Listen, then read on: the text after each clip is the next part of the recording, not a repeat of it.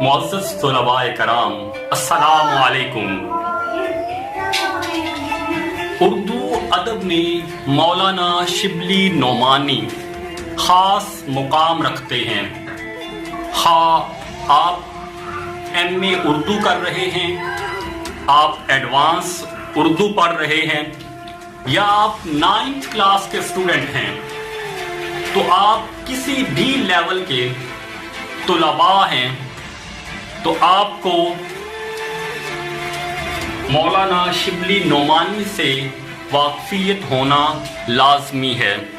9th class میں اردو کا پہلا سبق ہجرت نبوی مولانا شبلی نعمانی کی تصنیف ہے۔ آئیے مولانا شبلی نعمانی کا کچھ تعارف پڑھتے ہیں۔ آپ کی ولادت 4 جون 1857 کو اعظم گڑھ میں ہوئی۔ آپ کی وفات 18 نومبر 1914 کو اعظم گڑھ میں ہوئی، اور آپ شبلی منزل میں دفن ہیں۔ آپ کا نام آپ کے والد محترم شیخ حبیب اللہ نے محمد شبلی رکھا۔ آپ کے والد نے آپ کے نام کے ساتھ بغدادی استعمال کیا، وہ آپ کو شبلی بغدادی کہا کرتے تھے، مگر آپ نے اپنے نام کے ساتھ شبلی نعمانی لفظ استعمال کیا۔ آپ نسلاً راجپوت ہیں۔ آپ نے نظم لکھی، شاعری کے ساتھ ساتھ آپ نے اردو نثر میں بھی بہت سارا کلام لکھا۔ آپ کی وجہ شہرت نثر نگاری ہے۔ آپ تخلص میں اردو شاعری کے اندر نسیم بطور تخلص استعمال کیا کرتے تھے، اور فارسی میں شبلی تخلص استعمال کرتے تھے۔ شاعری کے ایک آدھ کلام میں آپ نے نعمان تخلص بھی استعمال کیا۔ آپ کو شمس العلماء کے خطاب سے نوازا گیا۔ معزز طلباء کرام، آپ نے اپنے والد محترم کے ساتھ 1876 میں سفر حج کیا۔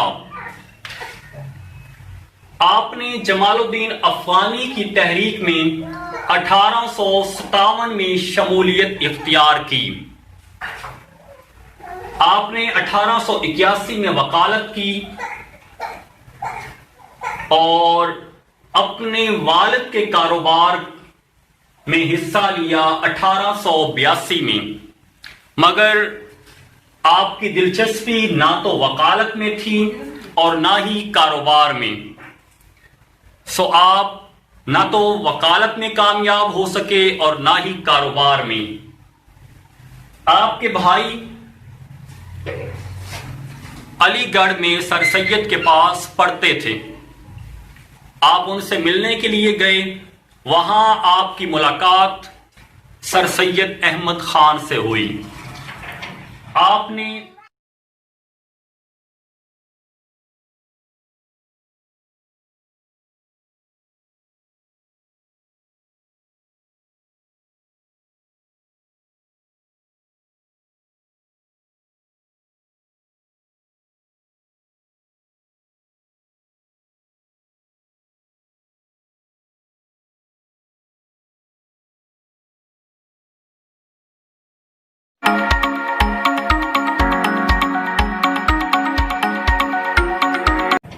آپ نے علی گڑھ میں بطور معلم کام شروع کیا 1883 میں، اور علی گڑھ میں آپ 1883 سے لے کے 1898 تک 1898 تک تقریباً 15 سال بطور معلم عربی اور فارسی کے اپنی خدمات سر انجام دیتے رہے۔ وہیں قیام کے دوران آپ نے صبح امید کے نام سے 1885 میں نظم لکھی۔ اس نظم میں آپ نے سر سید احمد خان کے نظریات کو بیان کیا اور مسلمانوں کی غفلت کا ذکر کیا۔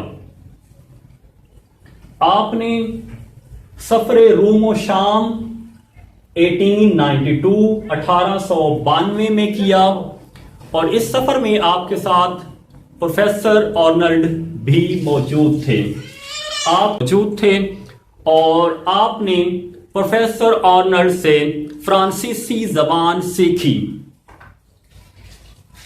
ترکی کے سفیر نے آپ کو تمغہ مجید سے نوازا اور آپ کو اعزازی سند عطا کی۔